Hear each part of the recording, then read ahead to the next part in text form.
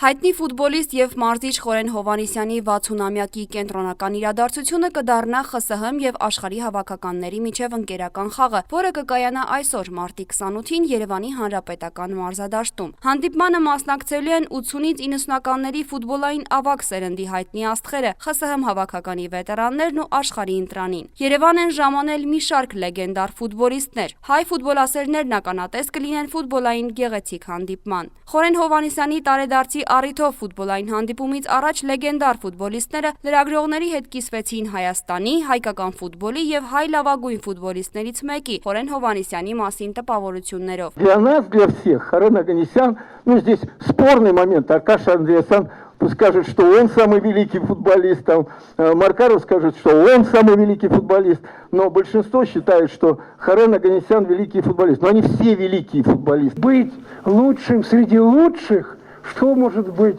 лучше характеризовать Hовhannисяна как игрока? Очень великолепно видел поле. А для нападающего этого хлеб. Все прекрасно понимают, насколько, так сказать, это величие. Значит, и, конечно, его пример – это лучшее подражание для молодежи. Человек и умел и атаковать, человек мог обороняться, человек был как бомбардир достаточно актуален. И потому мы здесь, мы приехали разделить эту радость, увидеть его, поучаствовать в его празднике, потому что он таки правда заслуживает этого. Это один из самых таких ярких представителей армянской школы. Большое спасибо, вот мои друзья, вот мы столько лет мы вместе играли, вот они нашли время, вот это 2-3 дня пришли вот в нашу Армению.